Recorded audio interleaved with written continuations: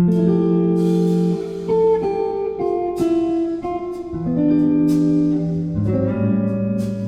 big thing with a lot of the stuff I make is managing to strike that balance between feeling organic and off the cuff while still retaining some polish and that kind of cinematic vibe. And that thought process was the driving force behind every decision I made on this project. I went with two beautiful vintage lenses, a 28mm and a 50mm. What I love about these and lots of other vintage lenses is that they're obviously incredibly beautiful, but they're sort of rough around the edges. There's this slight glow to a lot of the footage here, which I think looks really nice, and I think lends to an almost dreamlike quality to this film. And again, despite the fact that this is real life and these are real people and this is a documentary, that extra layer of whimsicality is what I think makes this feel quite special and what I try to incorporate in a lot of my work. When this 50 is wide open, you get this stunning bokeh that makes a lot of the footage almost look anamorphic,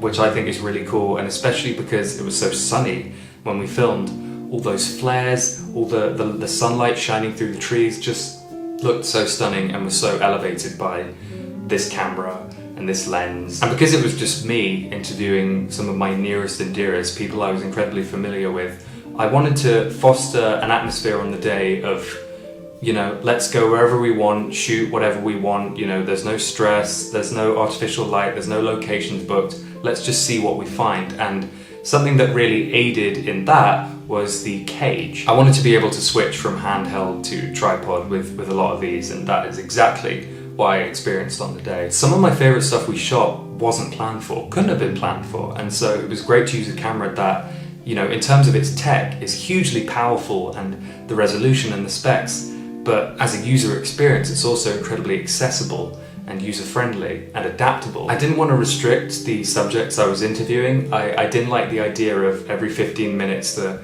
camera needing to stop recording and, you know, throwing them off their rhythm. So it was so incredible to use a camera that just kept speeding, kept on speeding, and I didn't have to worry about it, and I could just purely focus on what they were saying and engage with them, and it's in the finished product, you know? They wouldn't have been able to speak so candidly for so long and give me what I needed if I wasn't able to just keep shooting. Needless to say, the S1H was the absolute best camera I could use for this. It's compact enough that I could roam around with it and get stuff on the fly, but again, the specs and the power, and you see in the image how gorgeous and cinematic it all looks, and to think that it's just me, a tripod, a cage, a couple lenses, mic, and, you know, my friends and family is kind of mind-blowing. So and that was my experience with the S1H, and I can't wait to keep using it for